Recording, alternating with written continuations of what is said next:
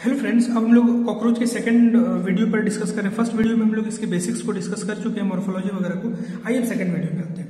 हम इस बात को डिस्कस कर चुके हैं कि कॉकरोच का जो हेड है वो ट्रेंगुलर शेप का होगा, एंटीरियरली बाहर की तरफ होगा, राइट एंगल में, जिसके और एक मोबाइल नेक होता है जिसके कारण इसमें फ्लेक्सिबिलिटी बहुत ज्यादा होगा। कॉकरोच का जो हेड है, इस बात को आप अच्छे से याद रखिएगा कि कॉकरोच का हेड 6 सेगमेंट के फ्यूजन से बना होता है। ये भी आपको याद रखना है, ठीक है। बाकी सेक्शन हम लोग डिस्कस कर। अब हम लोग आगे आते हैं। आगे डिस्कस करने में हम लोग उसके माउथ पार्ट पर डिस्कस करते हैं। याद रखिएगा, कॉकरोच का जो माउथ पार्ट है वो chewing and biting type of mouth है। ये आपको अच्छे से याद रखना है। और इसमें होता क्या क्या है, तो इसमें 4 चीज होता है। लेब्रम होता है, क्या होगा? लेब्रम। दूसरा होगा लेबियम। दूसरा क्या होगा? लेबियम, लेब्रम, लेबियम, मैक्सिला और मैंडिबल। आपको याद रखना है कि जो लेब्रम और लेबियम है वो एक एक होगा और मैक्सिला और मैंडिबल दो दो होगा, ठीक है। लेब्रम को हम लोग अपर लिप बोलते हैं और लेबियम को हम लोग लोअर लिप बोलते हैं। मैक्सिला और मैंडिबल दो दो है। यहां तक मेरे ख्याल से आपको क्लियर होगा। अच्छा, एक बात आपको और अच्छे से याद रखना है, फिगर के थ्रू, किसी भी चीज को फिगर के थ्रू याद रखिए तो ज्यादा से ज्यादा याद होगा। इस फिगर को हम लोग एनसीईआरटी को अच्छे से देखते हैं। देखिए, आप एनसीईआरटी को देखिए तो आपको मैक्सिला दिखेगा, मैंडिबल दिखेगा, लेब्रम दिखेगा और लेबियम दिखेगा, ठीक है। ऊपर में कंपाउंड आई दिख रहा है और उसिलस दिख रहा है। उसिलस जो है ये सिंपल आई है जो कि फंक्शनल नहीं होता है, तो आपको याद रखना है कि उसिलस इज नॉट फंक्शनल। उसी तरह आप यहाँ अच्छे से इन फिगर्स को देख लीजिए। यहाँ हाइपोफेरिंक्स है, एक्चुअली में ये टंग की तरह बिहेव करता है। किसकी तरह बिहेव करता है? It behaves like a tongue, ठीक है, acting as a tongue. Hypopharynx acts as a tongue. तो आपको माउथ पार्ट मेरे ख्याल से पूरी तरह क्लियर हो चुका होगा।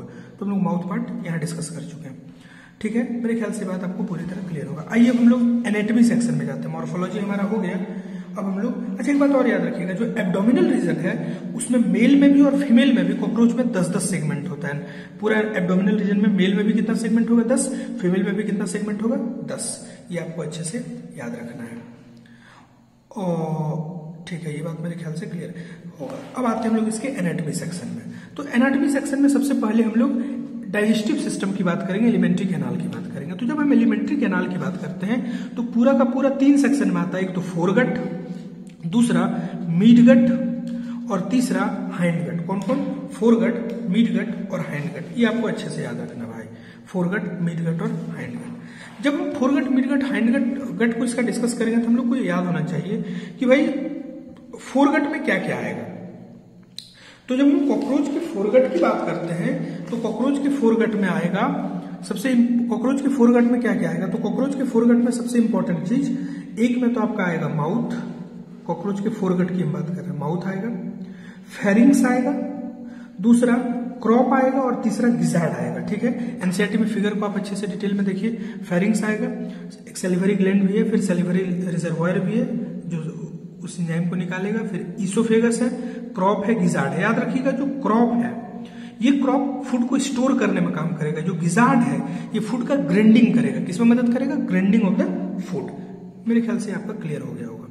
दूसरा मिडगट की बात करें तो मिडगट में जो सबसे इंपॉर्टेंट सेक्शन जहां से एग्जाम आ सकता है वो ये, सबसे पहली बात तो इसमें 6 से 8 ब्लाइंड टिब्यूल होता है जिसको एनसीईआरटी हेपेटिक सीके बोलता है। क्या बोलता है? सीके। इसका काम क्या है?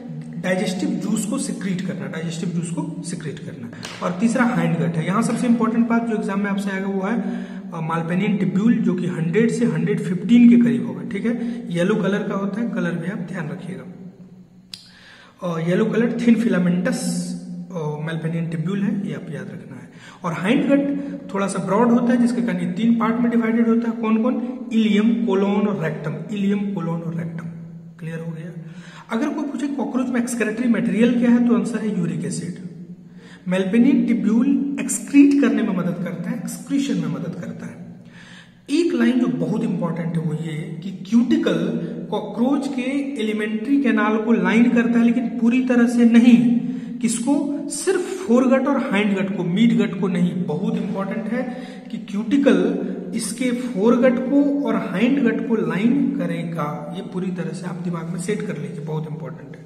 मेरे ख्याल से यहां क्लियर हो चुका होगा। अब हम आते हैं इसके कार्डियोवास्कुलर सिस्टम में। तो सबसे पहली बात, ये बात शायद आपको अच्छे से मालूम भी होगा कि जब हम कॉकरोच की बात करते हैं तो एक तरह से ओपन सर्कुलेटरी सिस्टम होता है पूरी तरह से।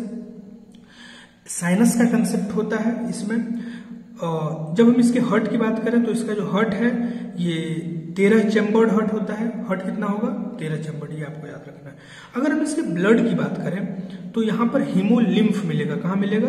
हीमोलिम्फ मिलेगा। कहाँ पर प्रेजेंट होगा? तो ओपन साइनसेस पर में प्रेजेंट होता है।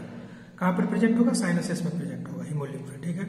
अच्छा, ये हीमोलिम्फ किसका बना होता है? तो आपको बोलना है कि it is formed of colourless plasma. Colourless plasma, colourless क्यों? क्योंकि आरबीसी एब्सेंट है, ठीक है। और दूसरा हीमोसाइट, और दूसरा क्या? हीमोसाइट। मेरे ख्याल से ये भी क्लियर होगा।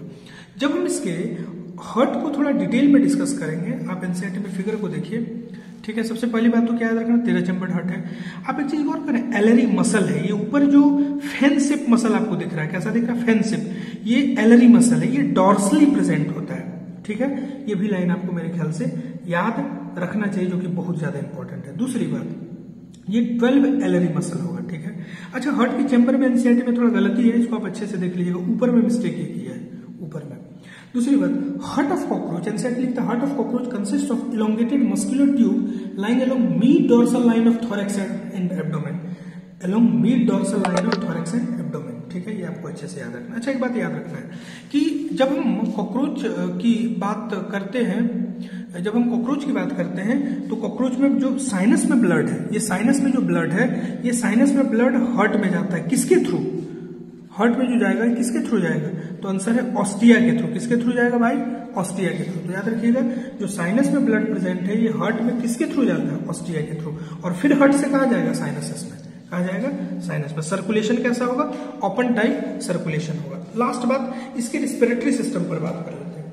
तो एक बात आपको याद रखना है कि जब हम कॉकरोच की बात करते हैं तो कॉकरोच का जो रिस्पिरेटरी सिस्टम है, कॉकरोच का जो रिस्पिरेटरी मैकेनिज्म है, ये पूरी तरह से नेटवर्क ऑफ ट्रैकिया पर बेस्ड है। नेटवर्क ऑफ ट्रैकिया पर बेस्ड है। दूसरी बात, जैसे ही मान लीजिए कॉकरोच है, तो कॉकरोच का मान लीजिए लेटरल साइड हो गया, तो इसके लेटरल साइड में 10 पेयर स्पाइरकल्स प्रेजेंट होता है। क्या होता है? स्पाइरकल्स प्रेजेंट होता है। और ये जो स्पाइरकल्स है, इसमें छोटे छोटे स्पिंचर्स लगे होते हैं मसल्स के, ठीक है, जो गैसेस एक्सचेंज में मदद करता है। ये जो पूरा गैसेस एक्सचेंज का मैकेनिज्म है, डिफ्यूजन के थ्रू होगा। किसके थ्रू होगा?